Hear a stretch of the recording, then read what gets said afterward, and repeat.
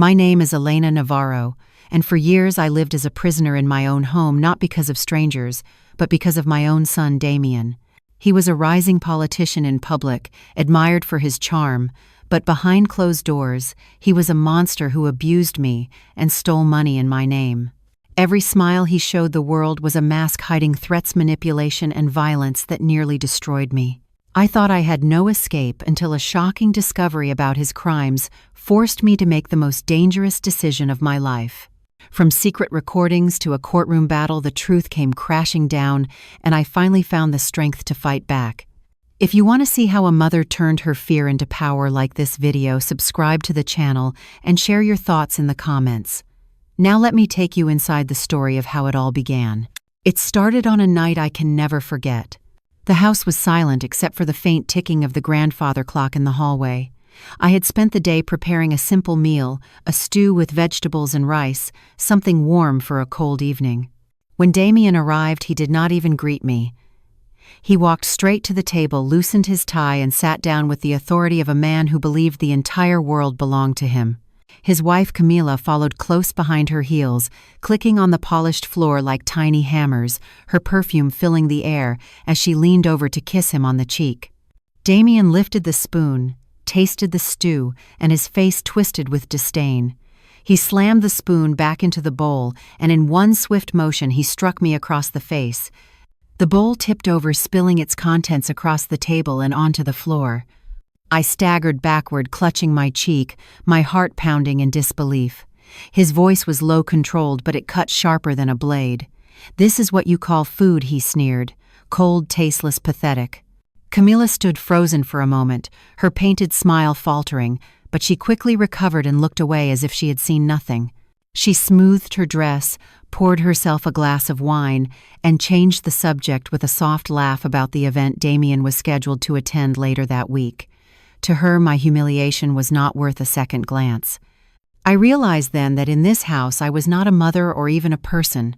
I was an inconvenience, a servant forced to exist in the shadows.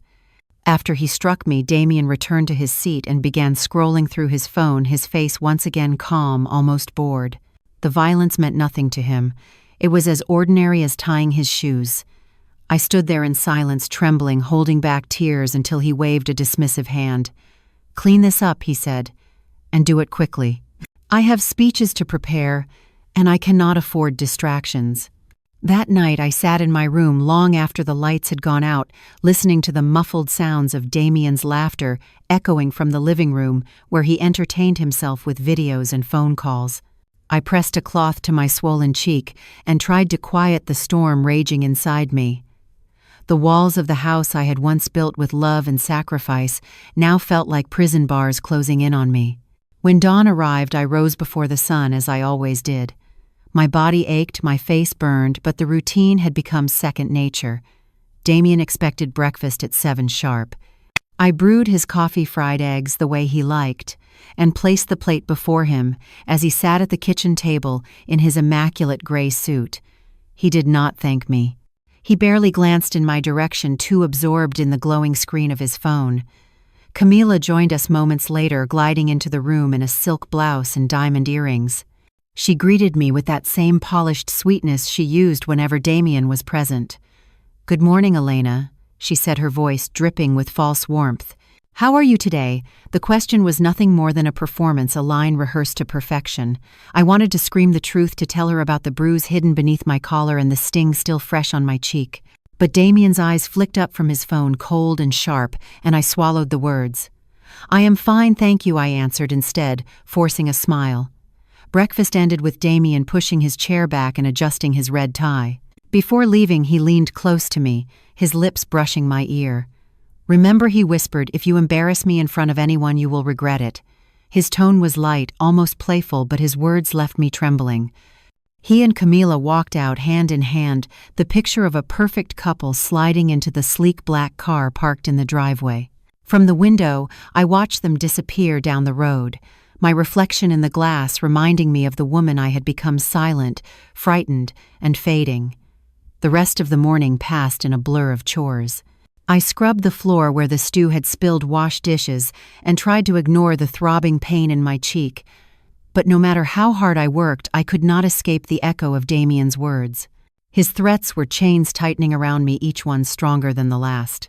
Yet somewhere deep inside, a small spark flickered, faint but real, a spark that whispered there had to be more to my life than fear. As I folded laundry in the quiet of the afternoon, my thoughts drifted to the past. I remembered Damian as a boy, the way he clung to my hand after his father died, the tears he shed on sleepless nights. I remembered the promises I made to protect him, to give him everything he needed. Perhaps I had given too much. Perhaps I had created a man who believed he was entitled to everything and everyone. The guilt pressed heavy on my chest, but it was not enough to erase the growing realization that if I did not act, he would destroy me completely. By the time the sun began to set, I was exhausted both in body and in spirit.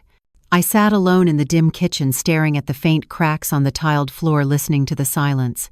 This house had once been my sanctuary, filled with laughter and music, with family dinners and quiet evenings. Now it was nothing more than a stage for Damian's cruelty and Camila's indifference. I could no longer recognize the life I had built. That night, as I lay awake in bed, a sense of dread crept over me. The bruise on my cheek was not the first, and I knew it would not be the last. Damian's temper was growing, his violence sharper, his threats bolder. How much longer could I endure before he broke me completely? I turned toward the window, watching the shadows of the trees sway in the moonlight, and wondered if escape was possible. Somewhere in the darkness, I felt the spark inside me flicker again, urging me to hold on, to wait for the moment when silence could no longer be my answer. And then, only a few days later, something happened that would change everything.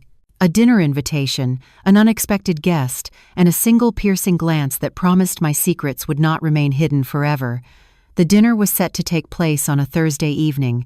Damian had instructed me to prepare the dining room with the best china, the silver cutlery, and the crystal glasses that had once belonged to my grandmother. He wanted the house to shine with elegance, the kind of elegance that fed his carefully constructed image. Camila hovered near me as I worked, her tone sugary but sharp, reminding me to polish every corner, to hide every imperfection. It was not for me, of course. It was for them, for the guests who would be arriving to witness Damian's version of the perfect family. As I ironed the tablecloth and arranged flowers in the center of the table, my hands trembled. Damian had already warned me in private. If one word slips from your mouth, he had whispered, you will pay the price. His voice replayed in my mind as I moved through the motions, like a ghost determined not to show any weakness when the guests arrived. By 7 o'clock, the house was glowing. Soft music played from the speakers, the chandelier sparkled above, and the air smelled of roasted chicken and herbs. I stood in the kitchen doorway, smoothing the folds of my dress, rehearsing the polite smile that had become my mask. Then the doorbell rang and my heart jumped. Damian greeted them first, opening the door with the warmth of a man who knew how to win any crowd. His voice carried through the hall, deep and confident, as he introduced his colleagues from the political circle. Camila floated by his side, graceful as ever, her laughter light, as she welcomed each guest. I stayed in the background, as I always did, waiting for the right moment to step forward. And then I saw her. Among the finely dressed men and women stood Isabella Vega, my niece, the daughter of my late sister. It had been more than 10 years since I last saw her, but there was no mistaking her sharp eyes and the determined tilt of her chin. Isabella was a journalist, now known in the city for exposing corruption and secrets that others worked hard to bury. The sight of her nearly knocked the air from my chest. For a moment, our eyes met. Hers widened slightly, just enough to reveal recognition, and then narrowed in quiet suspicion. I forced my lips into a smile, but inside I was trembling. What was she doing here? Why had Camila invited her? Had Damian realized who she was, or was this coincidence? Questions tangled in my mind as Isabella extended her hand and greeted me with formal politeness as though we were strangers. Throughout the dinner, I moved between the kitchen and the dining room, serving plates and refilling glasses. The guests spoke of campaign strategies, fundraising efforts, and upcoming rallies. Damian led the conversations with ease, his charisma filling every corner of the room. Camila sat close to him, laughing at the right moments, nodding with admiration, never letting her mask slip. But Isabella's gaze never left me. I could feel her watching, studying the slight shake in my hands as I poured the wine, the way my smile faded when Damian's eyes darted toward me, the faint bruises peeking from beneath the collar of my blouse.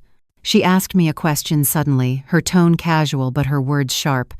"Aunt Elena, did you not used to be a school principal?" The room grew still for a heartbeat. Damian's fork paused halfway to his mouth. I nodded slowly, forcing a calm smile. "Yes, I was for many years," I said. "I retired some time ago." Isabella leaned forward, her eyes gleaming with curiosity. "You must have seen so much," she said. "So many lives shaped under your care." It was an innocent comment to anyone else, but to me it was a signal. She knew something was wrong. She was probing, trying to remind me of who I used to be, a woman of strength and authority, not the silent servant I had become. Damian placed his hand firmly on my shoulder, his smile fixed for the table to see. "My mother has always been dedicated to family above all else," he said smoothly. "She enjoys her quiet life now, free of responsibilities." The pressure of his fingers digging into my skin told a different story. It was not affection. It was warning. I excused myself to fetch dessert, retreating to the safety of the kitchen where my breath came in shallow gasps. My heart pounded as I leaned against the counter, clutching the edge for support. The weight of Damian's hand still lingered on my shoulder, a reminder of the cage I lived in, and yet the image of Isabella's eyes burned brighter. She had seen me, truly seen me. Moments later, the door creaked open and Isabella stepped inside under the pretense of helping with the plates. Her voice dropped to a whisper. "Are you all right, Aunt Elena?" she asked, her tone urgent but gentle. I froze, torn between the desperate need to confess and the terror of Damian hearing us. I forced a smile, shaking my head. "I am fine, just tired. Please go enjoy yourself." But Isabella's hand brushed mine, a small squeeze, and she whispered words that pierced through my fear. "We will see each other soon. I promise." Before I could respond, footsteps echoed down the hall. Damian entered, his face glowing with charm for the guests still in the dining room. He glanced between us, suspicion flickering in his eyes, but he said nothing. Instead, he took the dessert tray from my hands and carried it out, leaving me standing in the kitchen with my niece's promise echoing in my mind. The dinner ended late, the guests departing with laughter and handshakes, praising Damian for his hospitality. Once the door closed and the house fell quiet, the air grew heavy again. Damian's expression hardened as he turned to me. "You did well tonight," he said coldly. "For once you did not embarrass me." It was not praise. It was another reminder of my role, another chain tightening around me. That night, as I washed the dishes alone, I could not shake Isabella's voice from my thoughts. "We will see each other soon."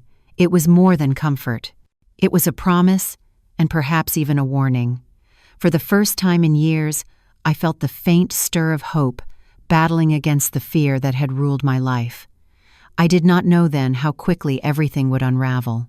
I did not know that within days a phone call from a stranger would drag me into a storm far darker than anything I had endured before. The memory of Isabella's eyes stayed with me long after the dinner ended.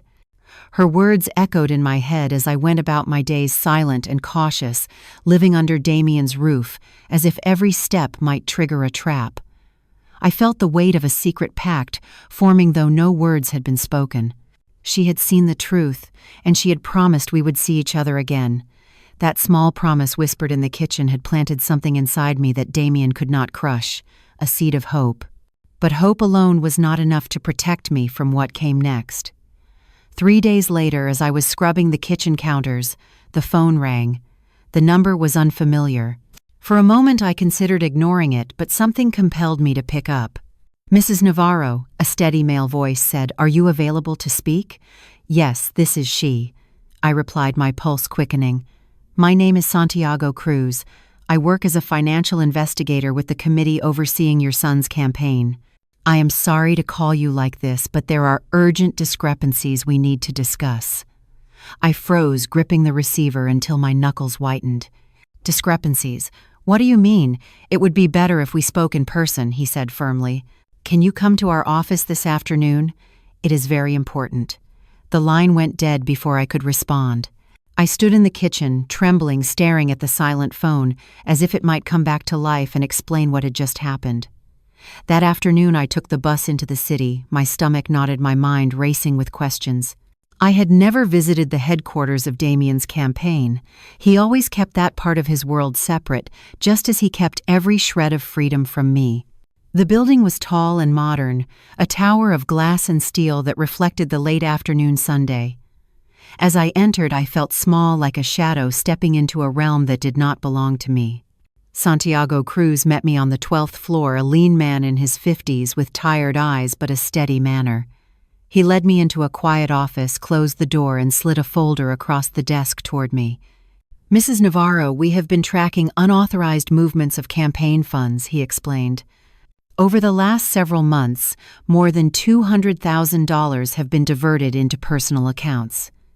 At first, we believed it was a clerical error, but the pattern is clear. The funds were routed through one specific account." He paused, watching me closely. "The account is yours." I felt as if the floor dropped beneath me. My throat tightened. "That is not possible," I whispered. "I have not authorized anything." He nodded gently. "We suspected as much. The withdrawals are consistent, always followed by transfers to accounts in Damian's name.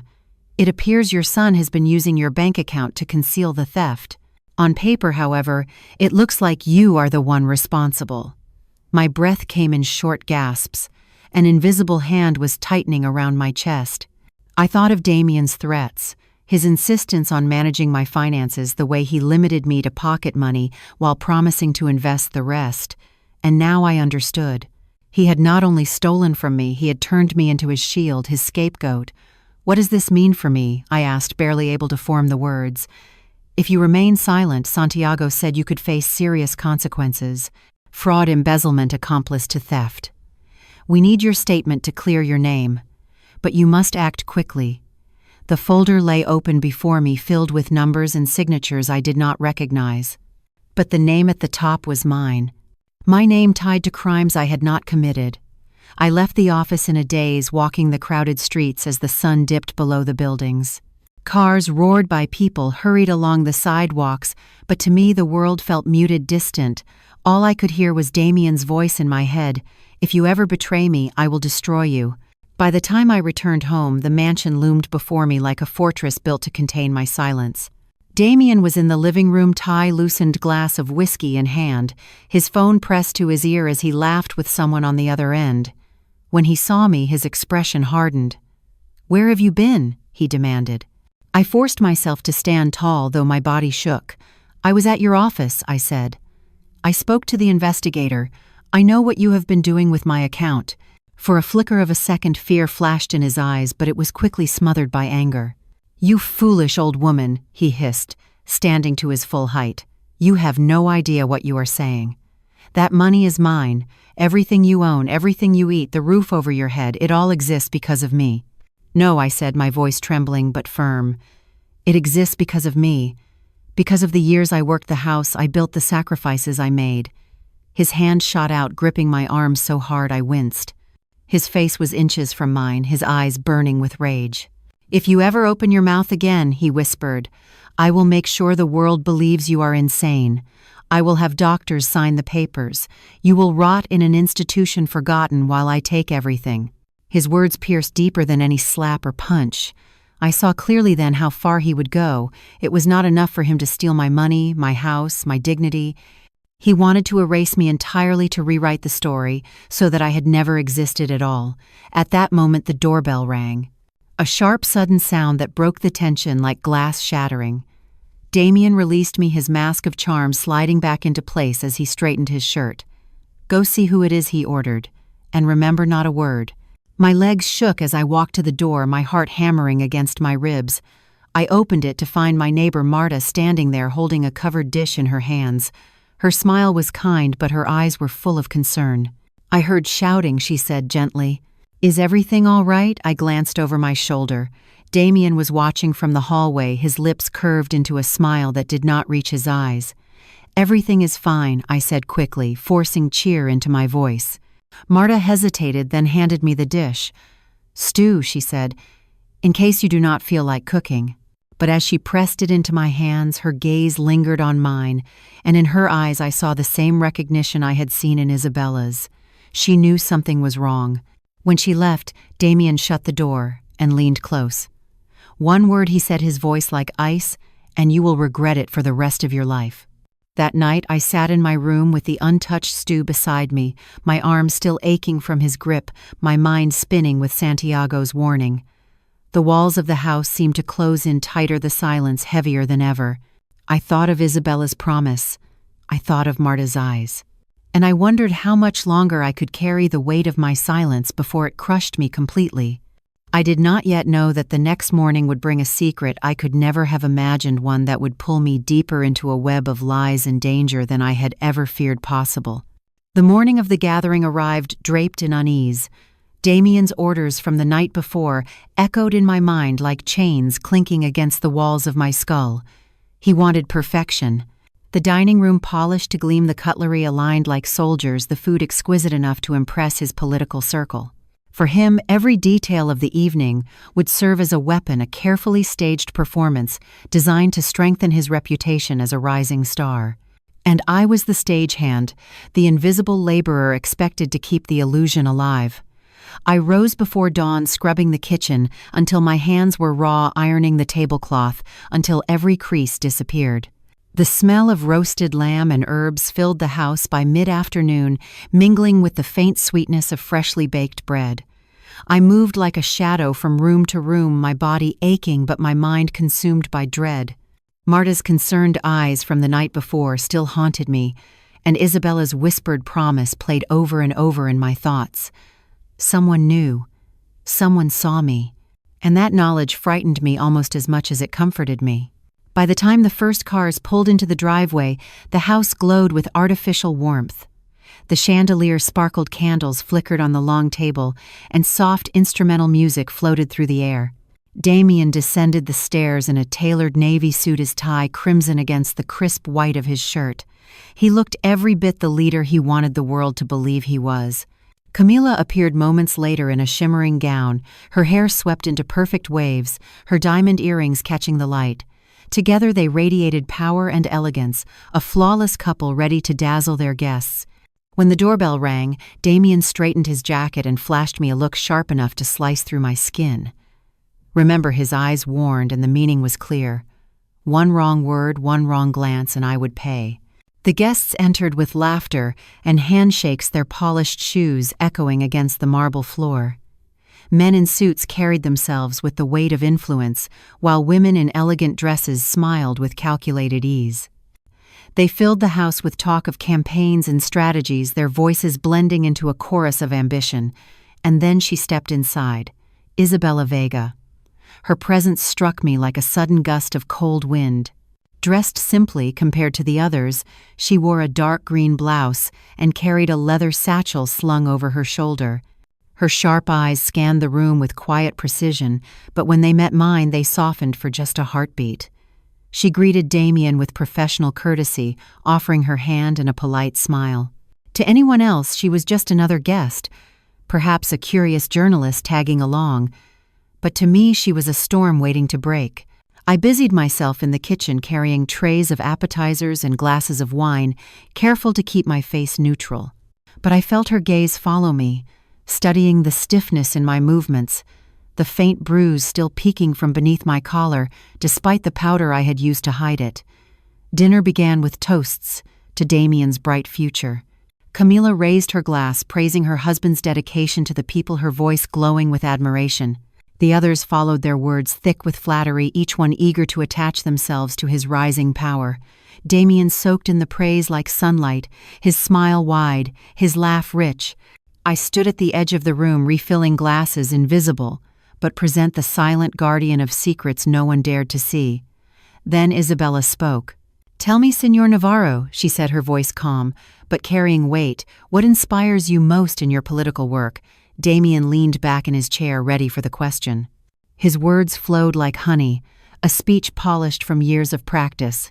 He spoke of justice, of community, of the sacrifices his family had made to support him. He gestured toward Camila, then toward me, his devoted mother who had raised him alone after tragedy. His hand rested briefly on my shoulder, squeezing with enough force to send a ripple of pain through me, though his face radiated affection.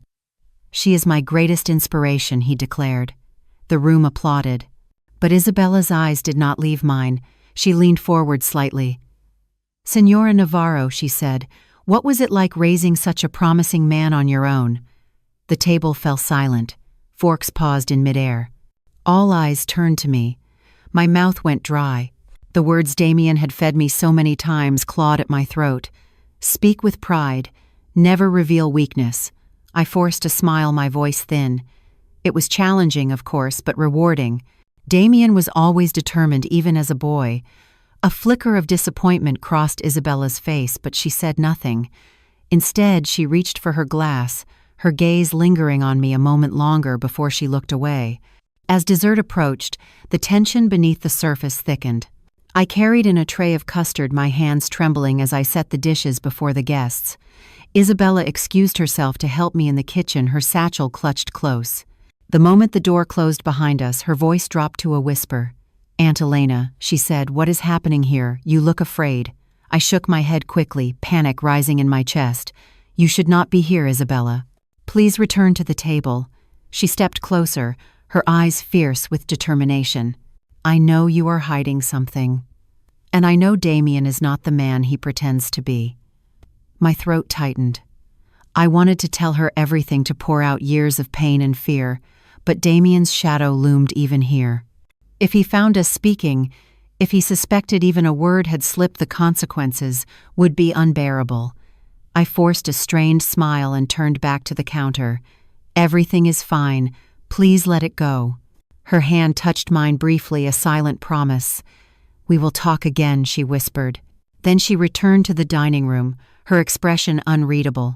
When I followed moments later, Damian greeted me with a smile too wide, his eyes too sharp. He had noticed something. He always noticed. He slipped his arm around my shoulders, as though to display affection, but his grip was iron. The evening ended with more laughter, more empty praise, but beneath it all I felt the tension coil tighter, like a rope pulled to the breaking point. As the guests departed, Isabella was the last to leave. She shook my hand formally, her voice loud enough for Damian to hear. Thank you for your hospitality, Senora Navarro. But as she leaned close, her words slipped through the space between us like a secret dagger. We will see each other soon. The door closed, and silence returned to the house. Damian turned toward me, his smile gone, his eyes dark with suspicion. You did well tonight, he said coldly. For once you remembered your place. I nodded, keeping my face calm, though my heart thundered inside my chest. Isabella's words pulsed in my mind like a drumbeat. We will see each other soon. I did not yet know what that promise meant, or how dangerous the path ahead would become. But deep inside I sensed the shadows were gathering, and the mask of perfection that Damian wore so carefully was beginning to crack. The house felt heavier after that dinner, as if the walls themselves had absorbed the tension that lingered in the air. Damian carried himself with renewed confidence, parading the success of the evening as though it had been a victory staged entirely by him. Yet beneath his polished smile, I saw flickers of suspicion. He had noticed the way Isabella watched me, the way my hands trembled when she spoke. His words of praise that night had been laced with venom. For once you remembered your place. But I could not forget her promise. We will see each other soon. It echoed through my mind like a secret bell tolling in the darkness. 3 mornings later, as I was folding linens in the laundry room, the phone rang. I dried my hands on my apron and lifted the receiver, expecting a neighbor or a telemarketer. Instead, a man's voice, deep and measured, spoke my name. Senora Navarro, yes, this is she, I answered cautiously. My name is Santiago Cruz, he said. I work as an investigator with the financial committee overseeing your son's campaign. I am calling because there are urgent matters concerning your bank account. I froze, gripping the phone tighter. My bank account. What about it? There are large sums of money moving through it, he explained, transfers tied directly to Damian's accounts. We cannot discuss this further over the phone. Can you come to our office this afternoon? The line went dead before I could respond. I stood in the quiet laundry room, my heart pounding, the folded sheets slipping from my hands to the floor. That afternoon I slipped out of the house while Damian was at a meeting. The city air was thick with exhaust and noise, but I moved through it like a ghost, barely aware of the world around me. When I arrived at the tall glass building downtown, My reflection in its polished walls startled me. I looked older than my years, tired and worn, a woman carrying secrets too heavy for her frame. Santiago met me on the 12th floor, a man in his 50s with streaks of gray in his hair and sharp, weary eyes. He led me into a private office and slid a folder across the desk. Inside were documents, numbers, and my name written in bold letters. Transfers, withdrawals, deposits.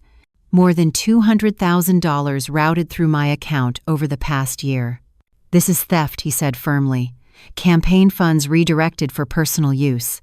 On the surface, it looks like you are involved." I shook my head violently. "No, I do not even have access to these accounts." "Damian controls everything. That is what we suspected," he said. "But unless you make a statement, the law will treat you as complicit." I sat in silence, my hands trembling on the folder. Damian had not only taken my money and my dignity, he had turned me into a shield for his crimes. When I returned home that evening, the house felt darker than ever. Damian was waiting in the living room, his glass of whiskey glinting in the dim light. "Where were you?" he asked, his tone casual, but his eyes hard. I swallowed the lump in my throat. "I was at your office. I spoke with the investigator. I know what you are doing with my account." For a split second, his face cracked. Then he laughed, a hollow sound that sent chills down my spine. "You think you know something?" he sneered. "That money is mine. You owe me for every bite of food you eat, every night you sleep under this roof." "It is my house," I said, my voice trembling but firm. "My money. My years of work." His expression darkened, and in 2 steps he was upon me, gripping my arm so tightly I cried out. His face was inches from mine, his breath hot and bitter. "If you ever breathe a word of this," he whispered, "I will make sure no one believes you. I will have you declared insane. I will lock you away, and the world will forget you ever existed." Terror surged through me, but beneath it something else stirred. A flicker of defiance, faint but growing. At that very moment, the doorbell rang. A sharp, unexpected sound that broke the suffocating silence. Damian released me, straightened his jacket, and forced a smile onto his face. "Go," he ordered, "and remember, not a word." My hands shook as I opened the door. Marta stood there holding a casserole dish, her eyes filled with quiet concern. "I heard shouting," she said softly. "Is everything all right?" I forced a smile, aware of Damian's shadow looming behind me. "Yes," I said quickly. "Everything is fine." She handed me the dish, but her gaze lingered. Her eyes seemed to search my face as though trying to read the truth hidden beneath my forced cheer. "If you ever need anything," she whispered, "you know where to find me." After she left, Damian shut the door with a slam. "One word," he warned, his voice low and sharp. "One word and you will regret it for the rest of your life." That night I sat in my room with the untouched casserole beside me, my arm bruised where his fingers had dug into my skin. The papers from Santiago's office weighed heavily in my mind. $200,000. My name. My son's crimes. I thought of Isabella's piercing gaze. I thought of Marta's whispered offer. And for the first time I began to see a pattern forming around me. Pieces moving quietly into place, allies watching, waiting. I did not yet know what it would cost me to step out of silence. I did not yet know how dangerous the next days would become. But I knew this much: Damian's mask was cracking, and once it shattered, the truth would not stay hidden. The night after Marta's visit, I barely slept. Every sound in the house made me flinch. Every shadow across the wall made me hold my breath. I sat in bed clutching the casserole dish she had brought, as though the warmth of her kindness could protect me. The words of Santiago Cruz haunted me as much as Damian's threats. $200,000. Fraud. My name printed on documents I had never seen. If I stayed silent, I would be condemned as his accomplice. If I spoke, Damian would unleash his fury. Either way, the trap was closing. By dawn, the decision seemed to be made for me. Damian rose earlier than usual, his steps deliberate on the stairs, his suit perfectly pressed, as if for a grand occasion. He sat at the table sipping his black coffee, and waited in silence until I placed his plate of eggs and toast before him.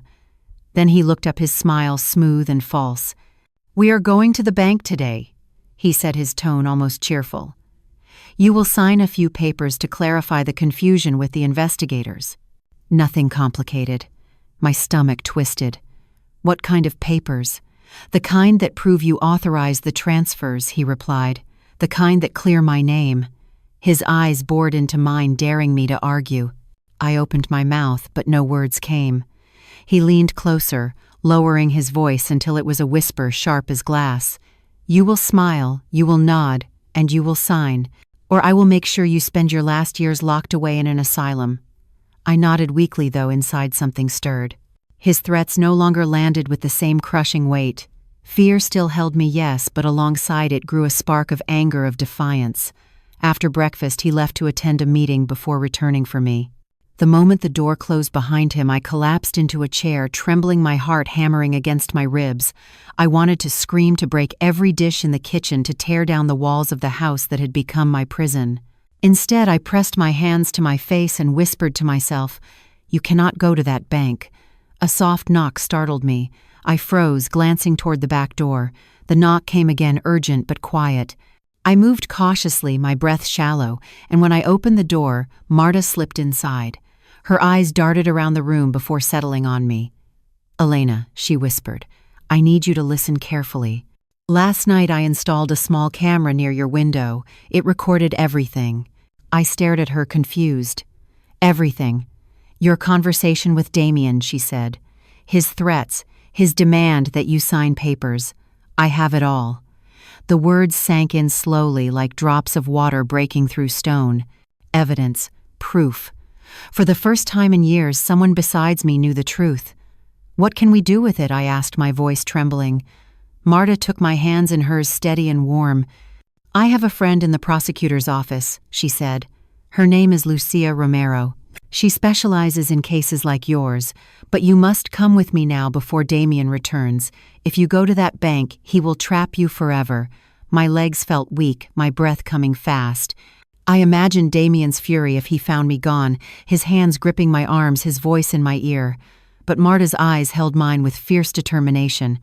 "This is your chance, Elena. Take it." I hesitated only a moment longer. Then I ran to my room, grabbed my purse, and stuffed inside the few documents I still possessed. My identification, my savings book, the deed to the house. My hands shook as I zipped it shut. I took one last look around the room that had been both refuge and prison, then followed Marta out into the morning light. Her car was small and old, but to me it felt like a chariot of escape.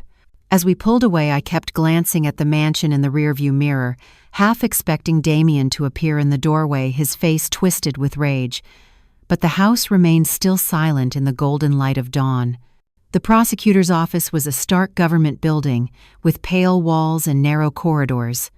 My heart thudded as Marta led me inside, her hand firm on my arm. We were ushered into a modest office where a woman in her 40s sat behind a desk piled with files. Her eyes were sharp but kind, her voice steady as she greeted us. "Señora Navarro, my name is Lucia Romero. Please sit down." Marta handed her the small device that contained the recording. Lucia listened through headphones, her expression tightening as the minutes passed. When she removed them, her eyes were filled with something fierce. "This," she said, "is enough to begin." I clasped my trembling hands in my lap. "Begin what?" "To stop him," she replied. "But we need you to file a formal complaint. We must have your statement, your willingness to testify. With this recording and your testimony, we can move forward today." The room seemed to tilt around me. My mouth went dry. A complaint meant exposing myself, inviting Damian's wrath, tearing open the walls of silence I had built to survive. But then I remembered the investigator's folder, the numbers tied to my name, the threat of prison hanging over me if I remained silent. And I remembered Damian's voice promising to erase me from the world. I lifted my head and met Lucia's gaze. "Yes," I whispered. "I will do it." Marta squeezed my hand, her smile trembling with relief. For the next hour, I poured out my story, my words spilling like water breaking through a dam. I spoke of the years of control, the bruises hidden beneath long sleeves, the stolen pension, the dinners where I smiled for guests, while my heart withered inside me. I spoke of Damian's threats, his fraud, his manipulation. My voice cracked, tears streaming down my face, but I did not stop. When it was over, I felt both hollow and strangely lighter, as if a weight I had carried for years had finally shifted. Lucia gathered the papers and stood. "Senora Navarro, thank you. Today, we take the first step toward ending this." As we left the office, the clock on the wall showed 9:30. Damian would be returning home soon, expecting me to be waiting by the door dressed and ready to follow him to the bank. Instead, I walked out into the daylight with Marta by my side, the complaint filed, the recording secured, and the first spark of freedom glowing inside me. But even as relief washed over me, fear crept back in. Damian did not accept defeat easily, and when he discovered my rebellion, his fury would be unlike anything I had ever faced before. By the time Marta drove me back to her house, the clock was nearing 10. Damian would be pulling into the driveway of the mansion, expecting me to be waiting in the hallway, obedient and silent. Instead, I sat in Marta's kitchen, the complaint already filed, the recording delivered to Lucia Romero and her team. My hands shook as I held the warm mug Marta had placed before me, though I could barely drink.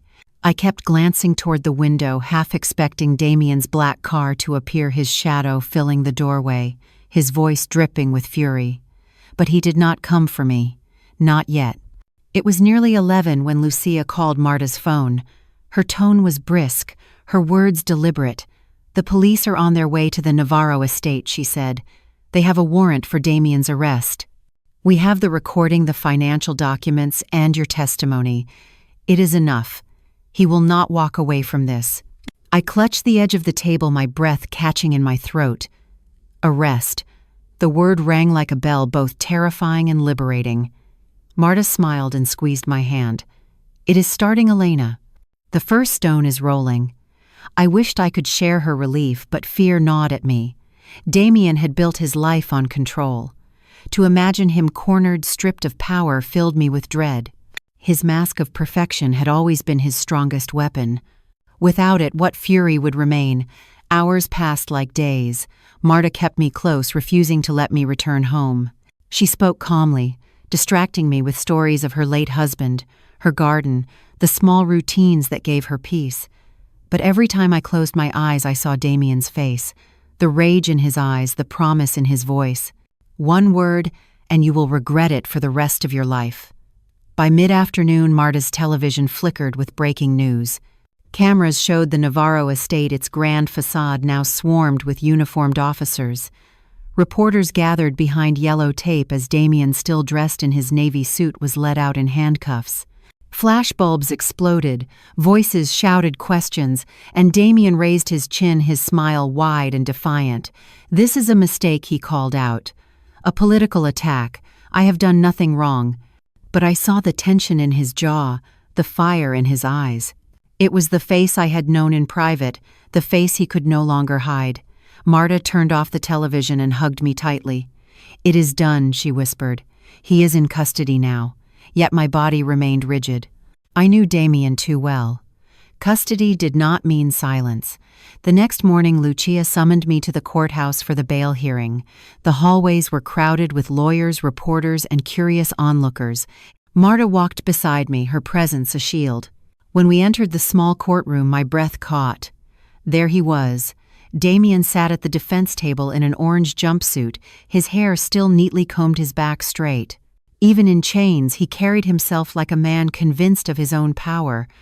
When his eyes met mine, his smile disappeared, replaced by a glare sharp enough to pierce bone. Camila sat in the benches behind him, her usual poise cracked. She looked pale, her hands twisting nervously in her lap. For the first time since I had known her, the mask of perfection had slipped. Our eyes met briefly, and I thought I saw something unexpected in hers. Shame, perhaps even fear.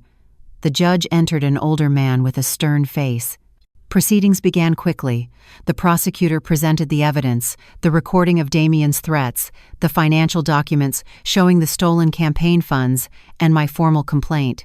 The courtroom was silent as the recording played, Damian's voice filling the air with venom.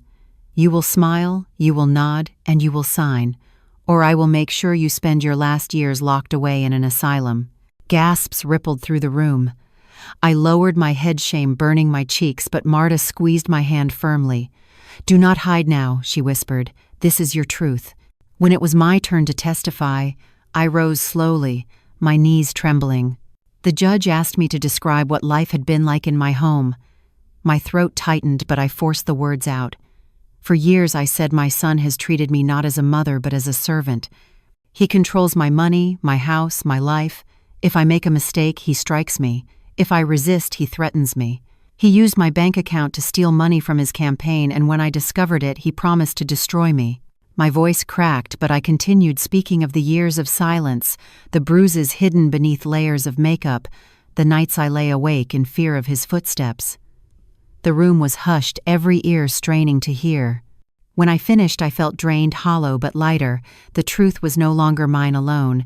The judge listened to both sides.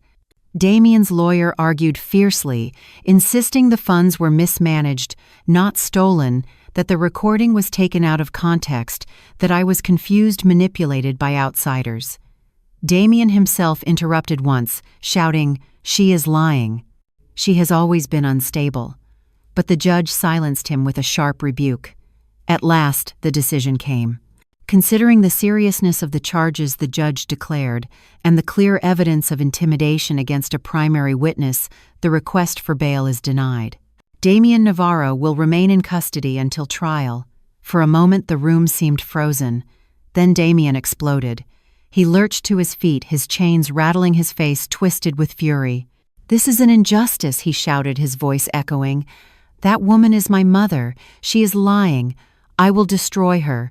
Do you hear me, Elena? I will destroy you." Guards restrained him, dragging him from the room as his threats echoed behind him. I sat trembling, my heart racing. But for the first time in years, his words did not crush me. They revealed him, exposed him, made the world see the monster I had known in secret. After the hearing, Camila approached me in the corridor. Her voice trembled, her eyes downcast. "Señora Navarro, I need to speak with you." Marta stepped protectively closer, but I nodded. "Go on." Camila wrung her hands. "I am sorry," she whispered. "I saw the bruises. I heard the shouting. But I said nothing because I was afraid. He threatened me too. He controlled my money, my career, my every move. I thought silence would protect me. But now I see. I will file for divorce. And I will testify against him." Her words stunned me. For years she had seemed untouchable, complicit in his cruelty. Now stripped of his protection, she revealed herself as another victim caught in his web. That evening when I returned to Marta's house, exhaustion swept over me. Damian was no longer in control, no longer free to prowl the halls of my home. Yet I could not rest.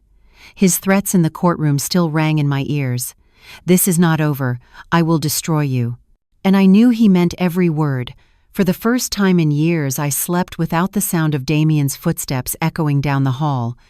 Yet even in his absence, fear lingered like a shadow. I woke in Marta's guest room, staring at the ceiling, listening to the quiet hum of her old refrigerator downstairs. My body was safe, but my mind remained his prisoner. Every sudden noise made me startle. Every car that slowed outside made my heart leap into my throat. Marta noticed. She poured me chamomile tea each morning, insisting I rest. But I could not. The memory of Damian's face at the bail hearing haunted me. His chains had restrained his body, but not his fury. "I will destroy you," he had screamed. I believed him. 3 days later, the first letter arrived. It came in an unmarked envelope slipped through Marta's mailbox. My hands shook as I opened it, recognizing his handwriting instantly. "Dear Mother," it began, "I hope you are proud of your little victory. You think you have won, but you forget I know things. I know secrets you have buried for decades, secrets that could ruin you. Remember the case from your years at the school board. Remember what you covered up for the sake of your precious reputation. If those documents come to light, the world will see you for what you really are. Not a victim, but a fraud." I dropped the letter as though it were fire. My mind reeled. For a moment, I thought he was bluffing, inventing lies to frighten me. But then I remembered. 15 years ago, a troubled student had been caught in a scandal involving theft of exam answers. The superintendent had pressed me to adjust the reports to avoid damaging the school's reputation. I had complied, believing I was protecting the institution, protecting the child. I never considered the legal implications. Damian must have found the documents among my old files. Marta found me curled in the chair, clutching my head. When she read the letter, her eyes hardened. "This is blackmail," she said. "You must tell Lucia." At the prosecutor's office, Lucia read the letter twice, her jaw tightening. "He is testing your resolve," she said. "He wants to regain control through fear, but we need to know if there is truth in this threat. Did you ever handle documents improperly?" I confessed everything, the altered reports, the decisions I thought harmless at the time. Lucia listened carefully, then leaned forward. "Elena, what you did may have been unwise, but it is not the crime he makes it out to be. And even if it were, his use of it is proof of further manipulation." Her words calmed me slightly, but the fear clung like smoke. If he could find this, what else could he dig up? A week later, the second letter arrived. This time it was worse. Inside were photographs, copies of the old reports, my handwriting visible in the margins, dates altered, pages missing. Alongside them was a note written in Damian's precise script. "Mother, these photographs are only the beginning. I also have recordings of you accepting money you never declared. Tax evasion, another crime for the prosecutors to feast on. If you want to save yourself, you will visit me. Alone. You will sign a statement retracting your lies. Otherwise, the world will know who you really are." I felt the blood drain from my face. He was right. There had been times when grateful parents had pressed envelopes of cash into my hands for extra tutoring times, when small gifts had been left on my desk. I had never reported them. I thought of them as tokens of gratitude, not taxable income. Over decades, the amount had grown, though I never kept exact track. When I showed the letter to Lucia, her expression grew grave. "Technically, this could be construed as undeclared income," she admitted. "With penalties, the amount could look severe." "So he is right," I whispered. "He can destroy me." "No," she said firmly. "Only if we let him control the narrative. There is another path. We confess it ourselves. We bring it into the light before he can use it as a weapon." The idea terrified me, to stand before the world and reveal my mistakes, to risk humiliation and scorn. But Lucia's eyes burned with conviction. "Think of what it will mean," she said. "He will have no more hold over you. His chains will break." That night I lay awake in Marta's guest bed, staring at the shadows on the ceiling. Damian's voice echoed in my mind, sneering, threatening, promising ruin. But beneath it, another voice began to grow. It was faint at first, but steady. "Freedom begins when you stop hiding." The next morning I told Lucia my decision. "I will confess," I said. "I would rather face the world's judgment than live another day under his shadow." Lucia smiled, a flicker of pride in her eyes. "Good. Then we will prepare." The press conference was scheduled for the following week.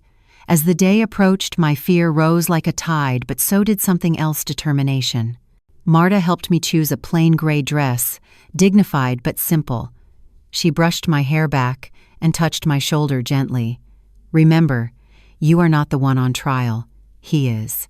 When the day arrived, I stood before a room full of reporters, cameras flashing like lightning. My knees shook, but my voice was steady as I spoke. "My name is Elena Navarro," I began. "For years I have been a victim of domestic abuse at the hands of my son Damian. He has threatened me, stolen from me, and tried to silence me with fear." Gasps rippled through the room. I continued, my words gaining strength. "He has also tried to use my past mistakes against me. Yes, I altered reports years ago. Yes, I accepted money I did not declare. I was wrong. I regret it. But I will not be blackmailed into silence. I would rather stand here and confess my faults than remain a prisoner of his cruelty." The room fell silent. Cameras clicked, pens scratched across notepads, and for the first time, I felt the weight lift. The secrets no longer belonged to him. They belonged to me. That night I returned to Marta's house, exhausted but lighter, as if I had shed a cloak I had carried for decades. Damian might still rage behind prison walls, but his power over me had cracked. Yet as I lay down to rest, I knew this was not the end. Damian was cunning, resourceful, and relentless. The battle was far from over. The ghosts of the past had been faced, but new shadows loomed on the horizon, waiting to test whether my newfound courage could truly hold. The press conference had ended, but its echo rippled far beyond the small room where I had stood. By evening, my face filled television screens and news sites. Headlines clashed against one another. some praising my courage, others branding me a fool for confessing to past mistakes. Commentators debated whether I was a victim or an accomplice. My name, once unknown outside my quiet circle, now belonged to the entire city. Marta sat beside me on her worn sofa as we watched the news coverage unfold. She held my hand tightly, her thumb brushing against my knuckles. "You did the right thing, Elena," she said. "You took away his power." But doubt gnawed at me. I could already hear Damian's voice in my head, mocking me, calling me weak, telling me that even in prison he had managed to humiliate me. I tried to remind myself of the truth. I had chosen honesty, and honesty was a shield he could no longer pierce. Still, the weight of exposure pressed on my chest like a stone. 2 days later, Lucia visited with news. The prosecutors had decided not to pursue charges against me for the mistakes I confessed.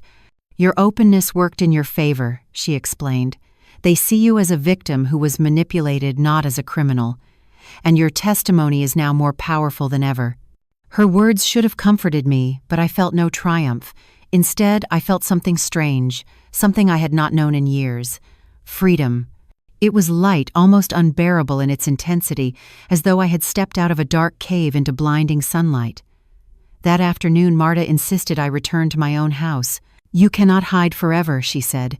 "He is locked away. The house is yours. It is time you walked back through those doors." Reluctantly, I agreed. Together we stepped into the Navarro estate. The air smelled faintly of dust and stale perfume. Damian's destruction during his arrest still scarred the room's shattered frames, overturned furniture, broken glass. My sanctuary had been reduced to a battlefield. Marta rolled up her sleeves. "We will clean it together," she said. For hours we swept, scrubbed, and repaired what we could. Every shard of broken glass I picked up felt symbolic, a piece of my old life I was discarding. By evening, the house looked less like a ruin and more like a home again, though scars remained on the walls and in my heart. That night I slept in my own bed for the first time in months. The silence was unnerving, but it was mine. No footsteps in the hallway. No voice calling me to serve. For the first time in years, the house belonged to me alone. The following morning, the phone rang. I answered cautiously, expecting another call from Lucia. Instead, it was a familiar voice dripping with feigned warmth. "Mother, Damian." My grip tightened on the receiver. His tone was calm, almost gentle, but beneath it coiled venom. "I saw your little show on the news. You think you are brave now. You think the world is on your side." I said nothing. "But do not forget," he continued, lowering his voice, "I am still your son, and the world may love your honesty today, but tomorrow they will turn on you. They always do." My chest tightened, but I refused to let him hear my fear. "You cannot hurt me anymore," I said, my voice shaking but steady. A pause, then his laughter low and mocking. "We will see." I hung up before he could say more, my hand trembling as I set down the phone. Marta, who had been listening nearby, placed her hand on my shoulder. "He is trying to claw back control," she said. "Do not give it to him." Later that day, Lucia arrived with an unexpected visitor, Rafael Ortega, the governor who had once been Damian's rival. He was a tall man with streaks of gray in his hair, his presence commanding yet calm. He extended his hand. "Señora Navarro, I came to thank you." "Thank me," I echoed, bewildered. He nodded. "Damian's corruption ran deeper than we imagined. Your confession, your testimony, it opened doors we had long struggled to unlock. You have given this city a chance at justice." He paused, then continued. "And I have something else to offer. We are forming a committee to rebuild the education programs Damian's thefts damaged. With your decades of experience, we would be honored if you would serve as a consultant." The words struck me like a sudden gust of air. "Me. After everything?" Raphael smiled kindly. "You are not defined by your mistakes. You are defined by your courage to face them." Tears blurred my vision. For years I had been nothing more than a servant in my own house, my worth reduced to obedience. Now, for the first time in decades, someone saw me for what I truly was, a woman who had once built, guided, and led.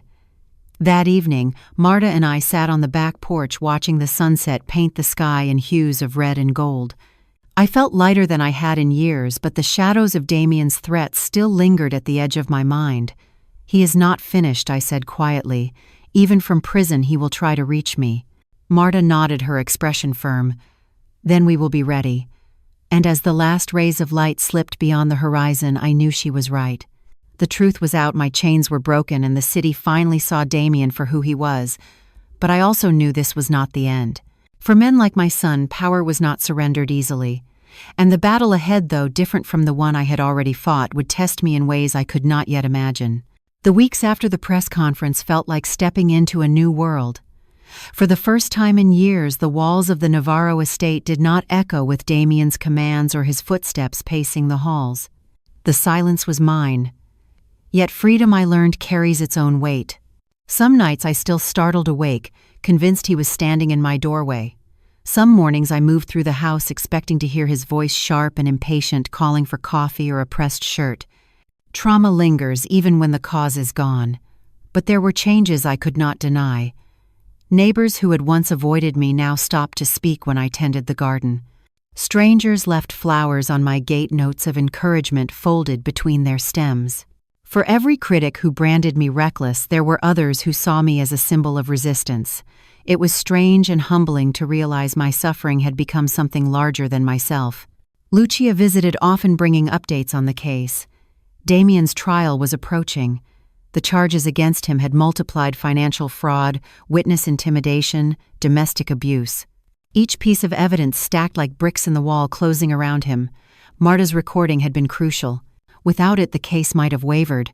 Instead, it was ironclad. One afternoon, as autumn winds rattled the trees, Lucia arrived with unexpected news. Rafael Ortega, the governor, wished to see me again. My stomach tightened at the thought, but Marta urged me to go. "You have hidden long enough," she said. "Step into the light." Rafael met me in his office, a room lined with bookshelves and sunlight streaming through tall windows. He greeted me warmly and wasted no time. "Señora Navarro, your testimony has done more than expose Damian. It has shaken an entire network of corruption. His allies are scattering and the city is watching. We want you to serve officially on our education committee. Your experience as a principal is invaluable, and your voice carries weight now." I hesitated. After everything, could I truly return to public life? Rafael seemed to sense my doubt. "Courage," he said gently, "is not the absence of fear. It is moving forward despite it." I accepted. The work gave me new purpose. I attended meetings, spoke with teachers, reviewed policies. Slowly, I began to feel like myself again, not the woman Damian had broken down, but the woman who had once built, guided, and fought for the children under her care. Yet Damian's shadow had not disappeared. From prison, he sent letters. Some were filled with rage, others with pleas.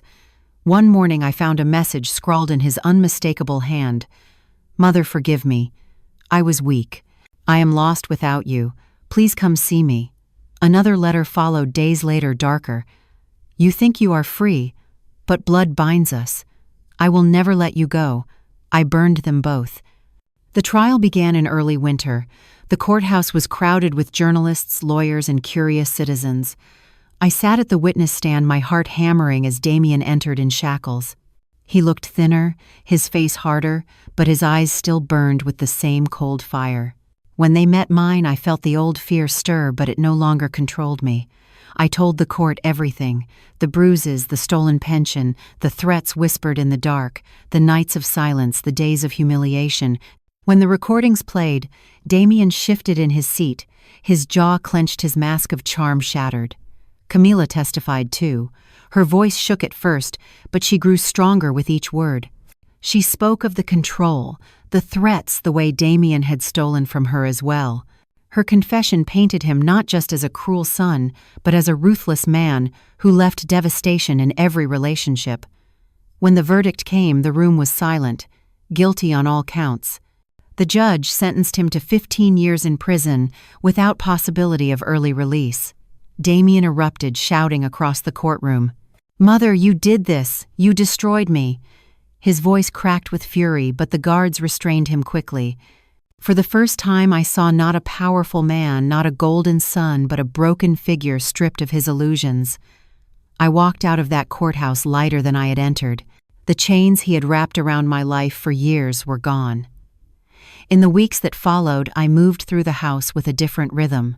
I repainted the rooms he had damaged, hung new curtains in the windows, planted roses in the garden. Marta visited daily, her laughter filling the kitchen. Sometimes Isabella came too, bringing stories from her latest investigations, her sharp eyes now softened by affection. The house, once a prison, was becoming a home again. One evening, as I sat on the porch watching the sunset, the phone rang. I hesitated before answering. Mother Damian's voice said, faint and hollow through the static. "I saw the news. I know it is over." I said nothing. "Do you hate me?" he asked quietly. I closed my eyes. "No," I said at last, "but I will never forget." There was a pause. "Will you ever forgive me?" "Perhaps," I said, "when you truly understand what you have done. But until then, I am free of you." I hung up my hand steady. That night I slept peacefully in my bed, the house quiet around me. The moonlight spilled across the floor, silver and gentle. For the first time in years, I felt completely safe. The past would always leave scars, but scars are proof of survival. Damian had tried to erase me, to own me, to make me disappear. Instead, I had reclaimed my life, my voice, and my future. And as I stood in the garden the next morning, the roses blooming bright against the cold air, I whispered to myself words I had once thought impossible. I am free. The days after the verdict settled into an unfamiliar calm.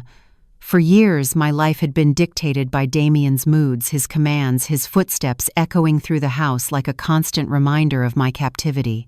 Now there was silence. Real silence. It was both comforting and strange, like waking from a nightmare and still wondering if the monster might be waiting in the shadows. Each morning I walked through the house, slowly touching the walls, running my fingers over the frames of photographs that had survived his rages. The house no longer felt like his stage. It felt like mine again. Yet memories lingered in every corner, whispering of the life I had endured. Sometimes I caught myself pausing at the bottom of the stairs, listening for his voice, before remembering he was locked away behind bars. Marta was a constant presence, refusing to let me sink into solitude. She arrived daily with a smile, sometimes with food, sometimes with nothing more than conversation. Her laughter echoed in the kitchen, filling spaces that had once been filled only with tension. Isabella visited often, too. She told me about her work, about the corruption she was uncovering, about how my story had given her courage to pursue the truth more fiercely than ever. She had become more than my niece. She had become the reminder that family could heal even when broken. One afternoon, as we sat in the garden among the roses I had recently planted, Isabella leaned closer. "You saved yourself," she said softly. "But you also saved others. You showed the city what he really was. Without you, he would still be out there charming everyone, building his empire on lies." Her words made me pause. For so long I had thought of myself only as a victim.